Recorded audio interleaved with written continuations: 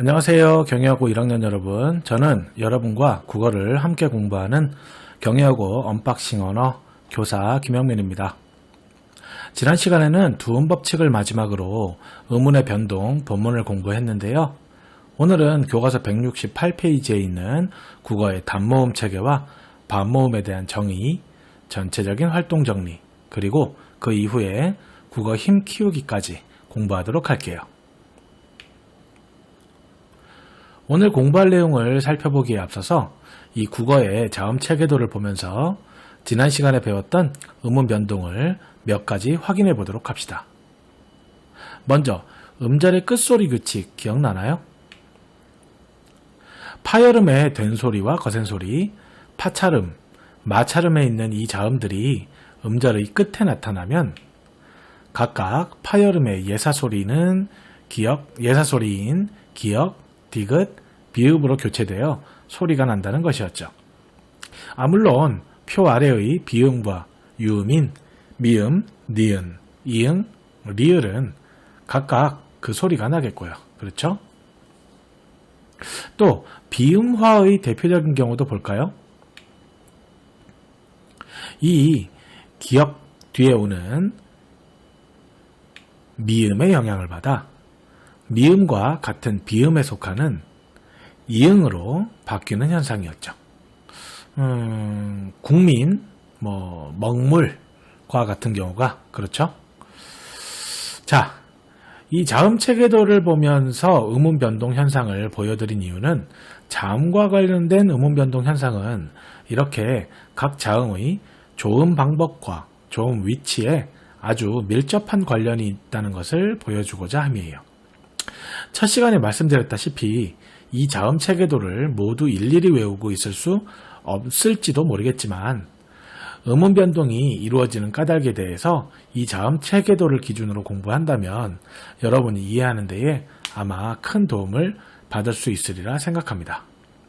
그런 면에서 교과서 161페이지에 제시되어 있는 이 자음 체계도는 수시로 살펴보았으면 좋겠어요. 알았죠?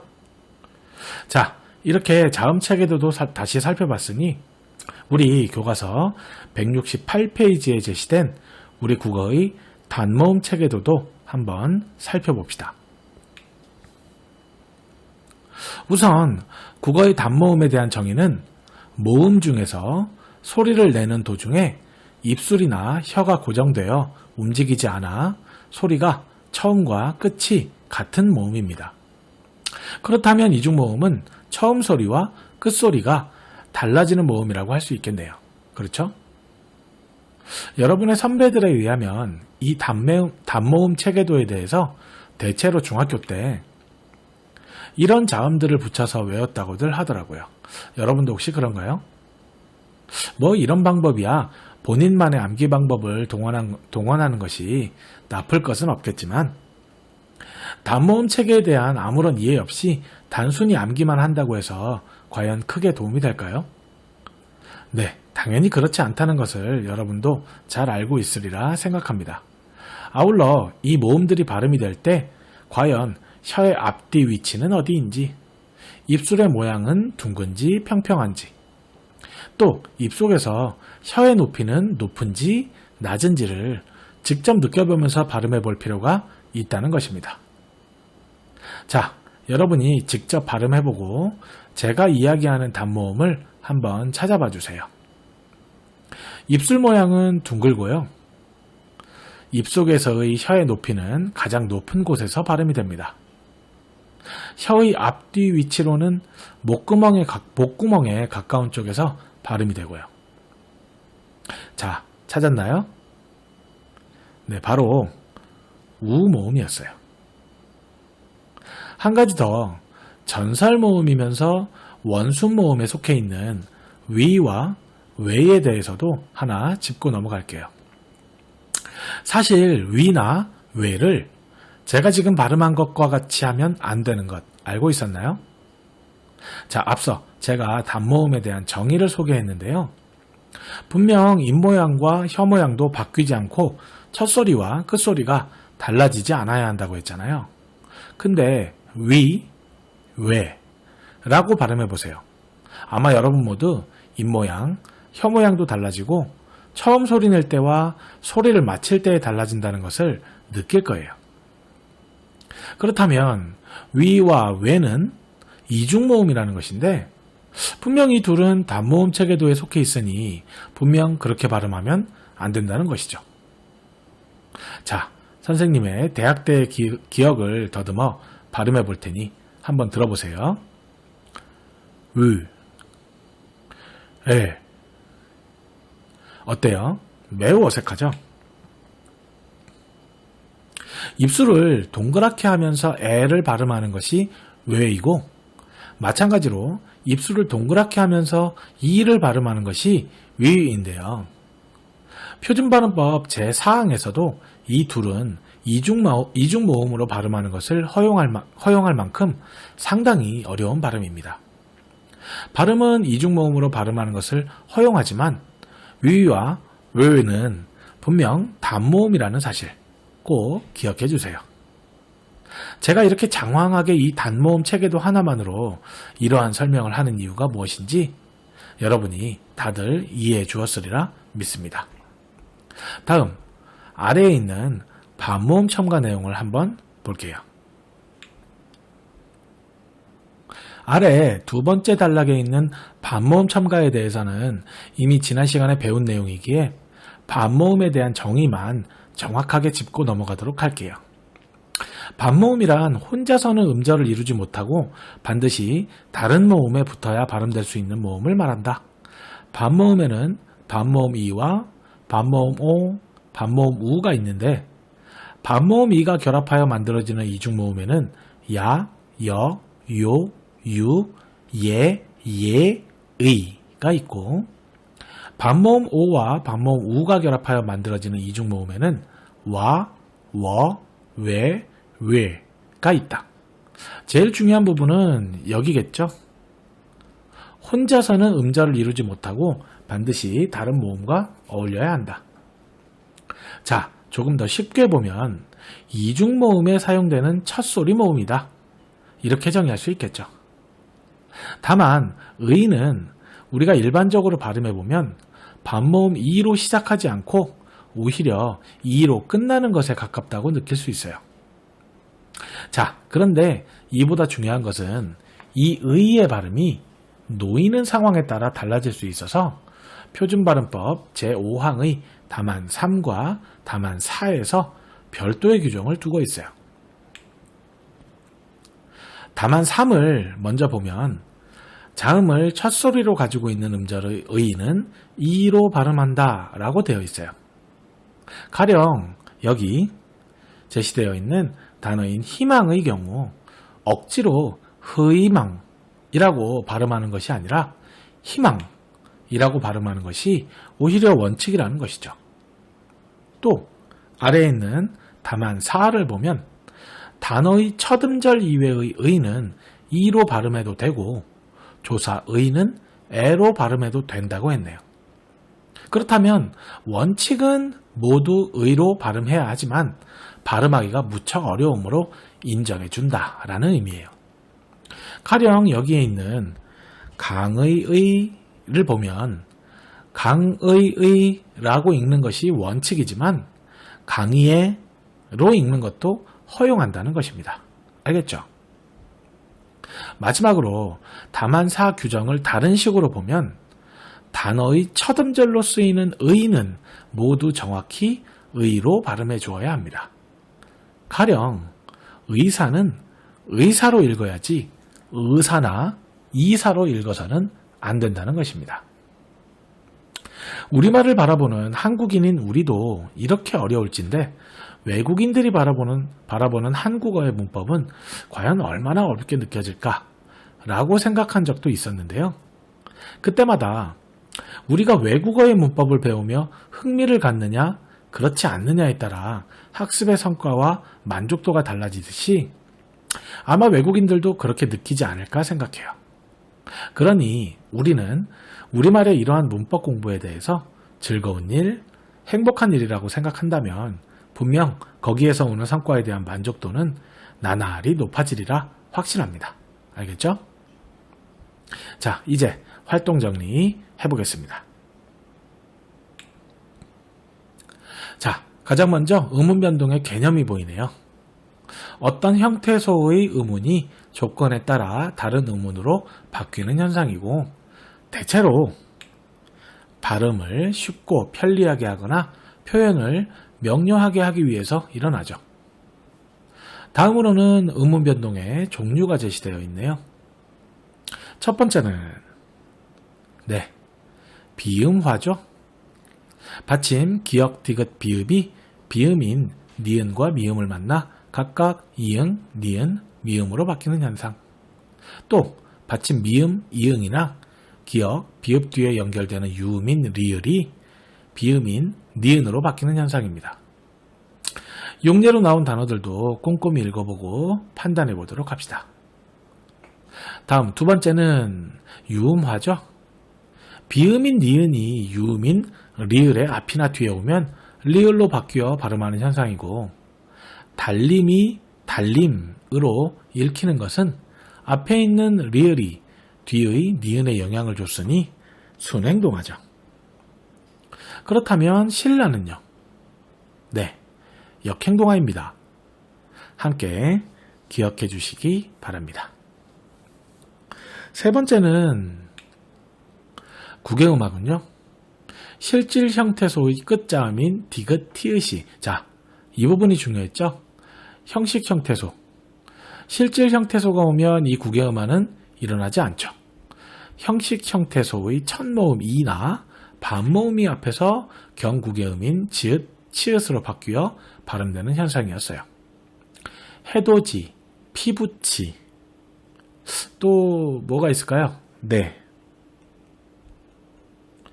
굳이, 그렇고 또 같이,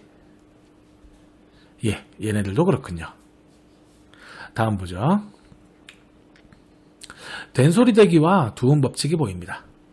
된소리대기는 총 4가지로 구분이 되는데, 가장 기본이 되는 이 1번, 2번은 꼭 알아두고, 3번은 의도적으로 끊어 읽을 경우에는 적용되지 않는다는 것, 그 다음에 4번은 한자에 따라 된소리로 발음되지 않는 경우도 있다는 점, 이 정도로 알아두면 되겠습니다.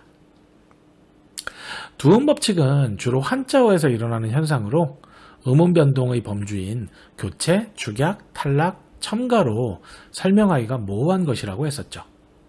무엇보다도 직접 발음해보고 표기에도 바로 반영되는 현상이니까 그렇게 어렵지 않게 이해할 수 있으리라 생각합니다. 자, 이번에는 축약의 거센소리 대기와 탈락 범주의 모음 탈락이 보이는군요. 거센소리 대기에서 주의해야 할 것은 꽃이다와 같이 지읒과 히읗이 만날 때 음절의 끝소리 규칙, 국외음화를 잘못 적용하는 경우가 있다고 했었죠. 굳이 그럴 필요가 없다고.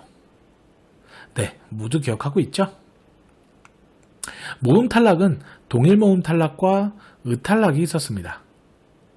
자, 이외에도 교과서에서 다루지 않은 음절의 끝소리 규칙, 모음 축약, 자음 탈락, 자음군 단순화, 니은 첨가 등이 있었는데, 이와 같은 음운 변동 현상은 꼭 함께 알아두시기 바랍니다. 자, 이제 국어 힘 키우기 교과서 169페이지로 갑시다.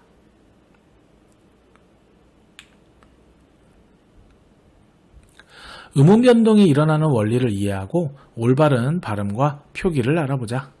1. 다음 단어들을 발음해보고 어떤 음운 변동 현상이 일어나는지 찾아 연결해보자. 자, 지난번과 마찬가지로 화면을 잠시 멈추고 교과서에 제시된 단어들의 발음을 먼저 써보고 그 발음들은 무슨 음운 변동이 일어난 것들인지 확인해서 줄로 여러분이 먼저 연결해봅시다.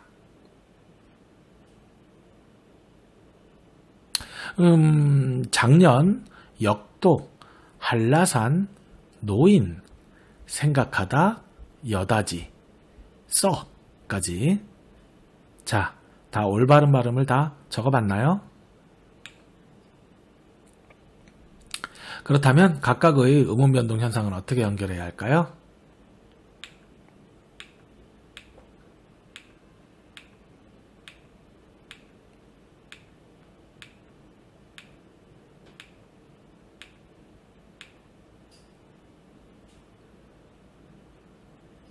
네, 이렇게 연결하도록 합시다. 다음 2번은요. 다음은 표준발음법 규정의 일부이다. 이를 참고하여 아래 밑줄 친 부분을 바르게 발음해보자. 먼저 어떤 음운 변동에 대한 설명인지 봅시다. 제18항은요. 네, 비음화에 대한 설명이군요. 그 다음 제20항은 유음화에 대한 설명이고요. 마지막 제23항은 제일 마지막만 봐도 알겠죠? 네, 그렇습니다. 된소리대기에 대한 설명입니다.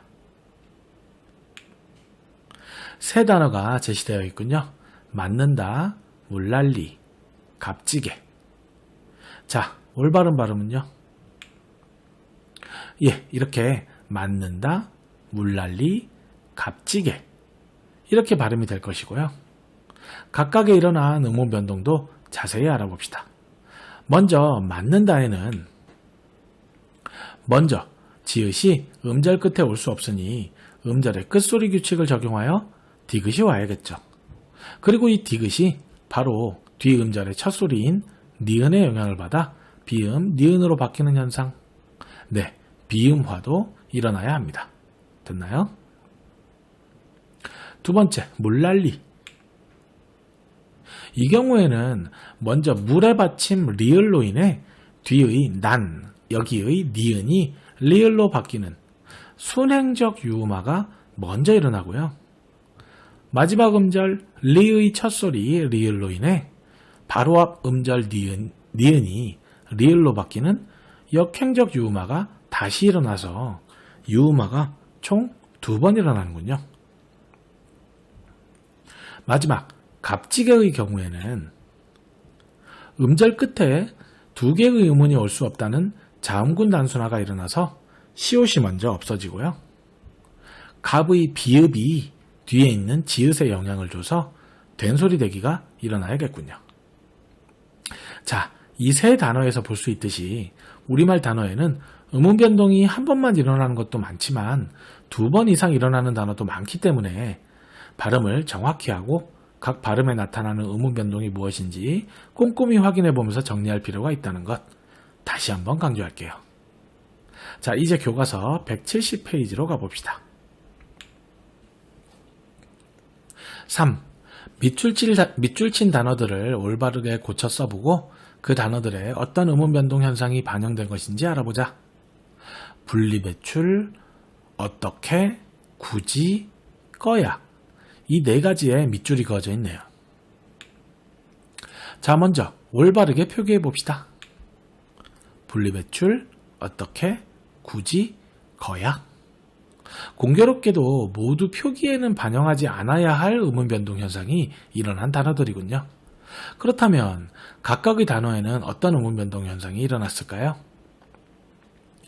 네, 니은과 리을이 만나 리을로 변하는 유음화, 히읗과 기역이 결합하여 키읔으로 축약된 거센소리 대기, 디귿이 이모음 앞에서 지읒으로 변하는 국외음화, 관형사형음이 리을 뒤에서 기역이 쌍기역으로 변하는 된소리 대기가 일어났습니다.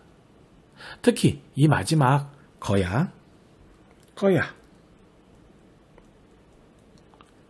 이 두 녀석은 구어체이기는 하지만 발음할 때와 표기가 다르기 때문에 특히 조심해서 알아두지 않으면 안 될 것 같아요. 그렇죠? 자, 마지막으로 아래 4번 살펴보도록 하죠. 4. 자신이 일기예보 방송의 진행자라고 가정하고 짝과 함께 다음 활동을 해보자. 괄호 1번. 붉게 표시된 부분에 유의하여 정확하게 소리내어 읽어보자. 자, 일단 읽어보죠. 많고 습도, 햇볕이 또는 햇볕이, 강릉, 대관령 이라고 읽어야 옳은 발음입니다. 단어마다 왜 그렇게 발음되는지도 알아보도록 하죠. 먼저 많고는 히읗과 기역이 축약되는 거센소리 대기가 일어나고요. 햇볕이는 2가지의 발음이 가능하죠. 우선 실질 형태소인 해와 해가 내리쬐는 뜨거운 기운을 의미하는 실질 형태소 볕이 결합한 햇볕이라는 합성어에 주격조사 이가 결합한 것인데요. 이 경우 합성어가 되면서 뒷소리가 된소리가 되는 경우, 즉 햇볕, 이런 경우 사이시옷을 결합하게 되죠. 이는 지난번 1단원 대단원을 마치며에서 그때는 서리빨이었던 걸로 제가 기억하거든요. 거기에서 잠깐 다뤘던 기억이 나는데요. 어쨌든 이 사이시옷이 결합되고, 문제는 이 시옷 역시 음절의 끝에서는 발음될 수 없기 때문에 음절의 끝소리 규칙이 적용되어 디귿으로 바뀌고요. 이 디귿이 뒤의 볕의 비읍에 영향을 주어서 된소리 되기가 일어나는 형태입니다. 그런데 이 경우 이 디귿으로 변한 사이시옷은 표준발음법 제30항 1에 따라 발음하지 않는 것이 원칙이지만, 이 사이시옷을 디귿으로 발음하는 것도 허용함에 따라 두 가지의 발음 형태가 존재한다는 것 알아두면 좋겠네요. 그리고 볕의 받침 티읕이 조사, 즉 형식 형태소인 이와 결합했잖아요. 그래서 티가 되는데, 이 이모음으로 인해 티읕이 치읓으로 바뀌는 구개음화 현상도 같이 일어나고 있습니다. 조금 복잡해 보이지만 발음을 해보면서 하나하나 정리하도록 합시다. 그 다음 단어 강릉에는요, 비음화가 일어나고요. 마지막 대관령에는 유음화가 일어났군요. 또 많고와 대관령은 발음하며 긴 소리로 읽어야 하는 경우도 발생하는데요. 이 표시가 길게 읽어라 라는 표시겠죠. 근데 실제로 표준 발음으로 많고가 아닌 많고와 같이 장음, 긴 소리로 발음해야 한다. 이 정도로만 알아두시면 될 것 같습니다. 괄호 2번은 우리 교실에서 발음하기 어려운 문장을 서로 제시하고 짝과 함께 해보는 것으로 하도록 할게요. 자, 이렇게 4단원 교양 있고 사려 깊은 언어생활, 2단원의 첫 번째 서단원인 올바른 발음과 표기의 첫 번째 내용이었던 의문의 변동 학습이 종료되었습니다. 한 번만 더 말씀드리면, 이 의문의 변동은 실제로 발음을 해보고 발음 나는 대로 표기도 해보는 것이 공부하는 것에 가장 큰 도움이 된다는 것 꼭 잊지 말고, 또 반복만큼 좋은 공부도 없다는 것도 강조하고 싶네요. 알겠죠? 제 딴에는 여러분한테 문법에 대해서 조금이라도 흥미를 가질 수 있도록 가르치는 것이 조금 부족한 것은 아니었나 하는 생각을 다시 한번 해보고, 조금이라도 여러분이 잘 의문 나는 점이 좀 많거나 잘 모르겠다 생각하는 내용이 있으면 언제든 교무실로 선생님을 찾아와서 같이 문답해보면 조금 더 여러분의 문법 공부에 많은 도움이 될 수 있으리라 생각해봅니다. 자, 다음 시간에는 올바른 발음과 표기의 두 번째 이야기죠. 한글 맞춤법의 원리에 대해서 공부해 보도록 합시다. 그럼 다음 시간에 또 만나요. 안녕.